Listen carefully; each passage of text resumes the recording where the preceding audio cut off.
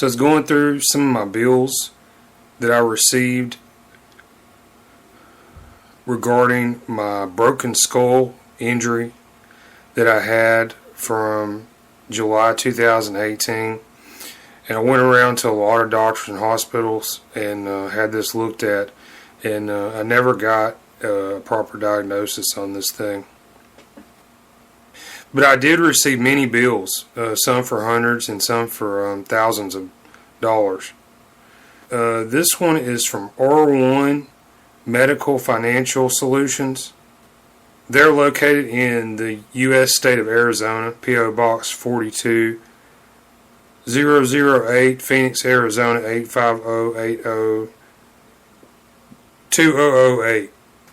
And I got this bill for my 4/22/2019 visit at St. Vincent's East Hospital Emergency Department, and this is located in Birmingham, Alabama, and this is an Ascension hospital.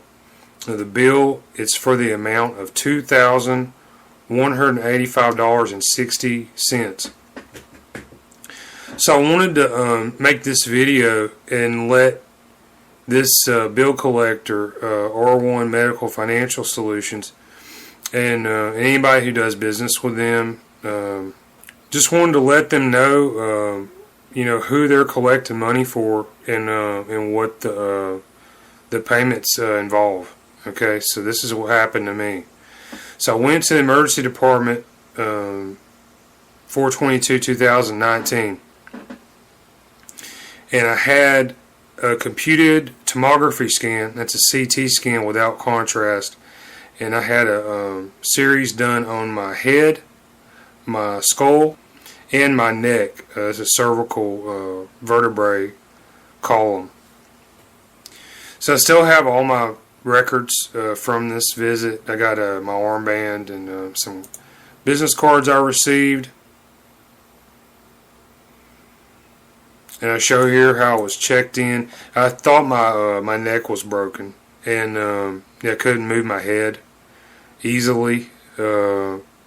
And I later found out at this point this wound had become infected and infested with some type of a parasite organism. That's worms.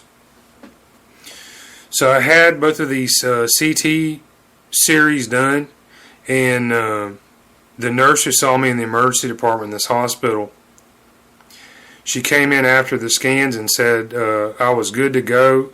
There was no injury in the CT scan. I basically had pulled something in my neck, like a muscle or something, and it wasn't that serious. I was given an ice pack and some medicine, and I was released. And I was sitting there, and I felt like I was dying. I thought my neck was broken, and I could not believe what they were telling me. Oh yeah, and this is Nurse Kimberly Burns, CRMP, who was there at St. Vincent's East.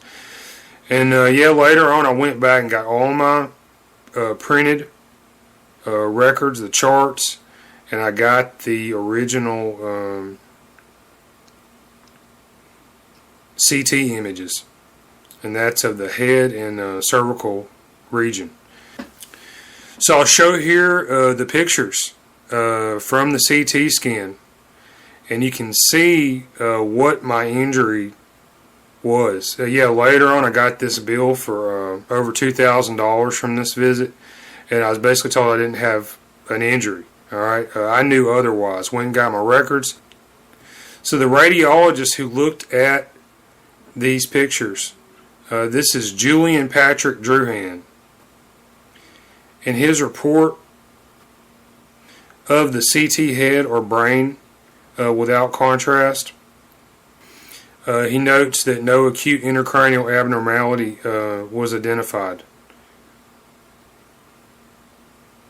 And this is contrary to what shows up in the actual pictures, which I'll show. What shows up in the pictures is I had head trauma, and I'd broken the underside of my skull in the basilar region in the area of the occipital condyle and condylar canal, and possibly my foramen magnum was also fractured or broken. And you can see this in the CT pictures.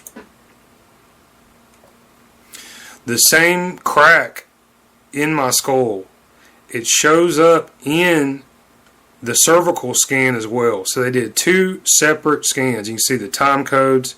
These were different scans. So here are the pictures, and I think they can speak for themselves. This was a horrific, possibly life-threatening injury, and